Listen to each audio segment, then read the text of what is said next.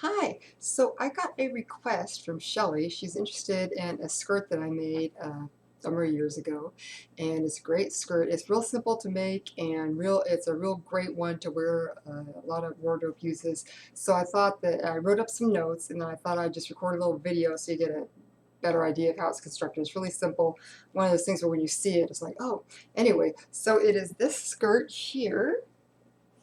Right here, and it's just a little elastic waist skirt, and it has three tiers, one, two, three, that are put onto an inside skirt, which is basically, I want to call it a glorified tube. It's not even like a glorified tube.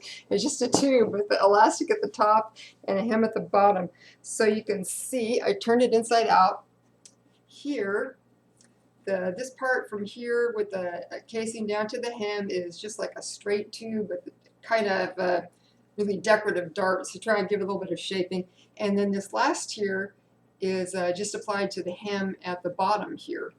So if you want to do this, what you can do is just kind of make your tube, and I give you some directions on how to kind of do that. It looks like on this one that what I did was I simply took the width of probably about 42 inches and just kind of sewed it up. You can see the selvages there in this center back seam.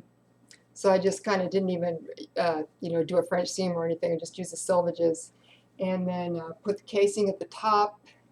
And you can see how these. I've been wearing it for about 4 years, and you can see here my sloppy seamstressing in this wardrobe workhorse of mine that I haven't even trimmed the elastic or sewed it up. It still has a safety pin on there. I don't know what I'm waiting for. But the other thing that makes this a real nice skirt and easy to move in is that if I hold this up against my body, I don't know if I'll be able to see it very well. No, it's too low now. But basically, this is sitting at the natural waist, and this is about mid-thigh. So you can see that you have kind of a pencil or kind of a narrower skirt, but it only hits about mid-thigh. So since it's so short, even though the skirt covers down to below the knee, on me, you still have lots of room to move because it's not this narrow tube all, very far down on your legs. So what I would do is just kind of measure yourself for the length here. You're going to want it to be about natural waist to about mid-thigh, and it can just be a tube. You don't need to do any major shaping or anything. And then set the ideas how long you want your tiers to be. I gave the measurements for mine on the instructions, and you can see what I did here. Really what I did was I just made tubes for the tiers, and I finished the edge. I don't have a serger, so hopefully you can see that, I just zigzagged it and then did some gathering stitches and just kind of sewed it upside down, thusly, so that when you wear the skirt, it just falls over unless you get a very strong breeze. No one's going to know what's going on over there. The other tip that I have for you as far as in constructing this skirt, and it's something that I learned when I'm working at the sign shop, is that what you want to do is you won't mark it on this side because this is the wrong side, but on the right side you want to use some type of a chalk or something so you have a nice line that you can follow along for placing your tiers.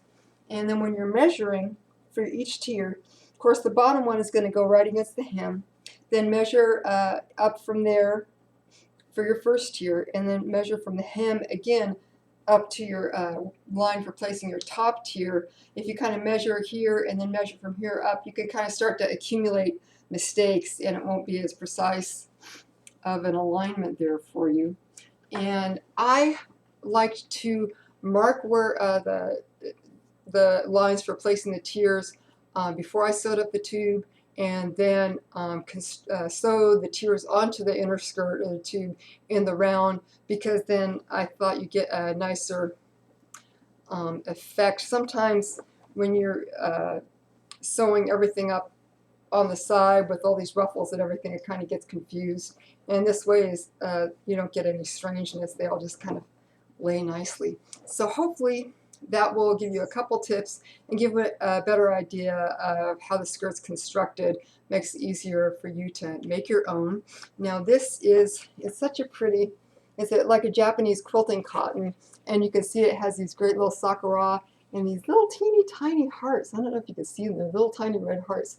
It's really fun. It gives you the versatility of a neutral black, and it's kind of like a cream or taupe of the flowers, but it's a lot easier to wear. It kind of gives you a textured feel. I like those type of prints where you get the versatility of neutral, compatibility of a neutral, but it's a little more textury, a little more fun of a print. The other thing that you could do, this is really kind of, let's see, has a lot of substance to it. You can also, I think this would be really pretty if you had like a nice black rayon knit or something with drapey, some type of textured silk would be really fun. If you wanted to, you could put a lace or some type of trim on the edge of the tiers. I have a fabric I just got here.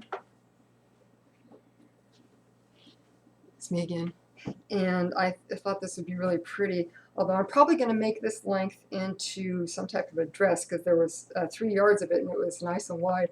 But let me see, this is the right one.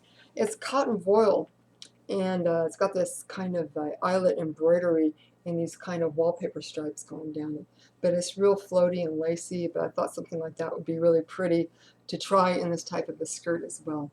So I hope that makes sense. If you have any questions, please leave them in the comments, and I will do my best to address them one way or the other. And yeah, just have fun sewing, and I hope you guys have a good time making the skirts. Bye-bye.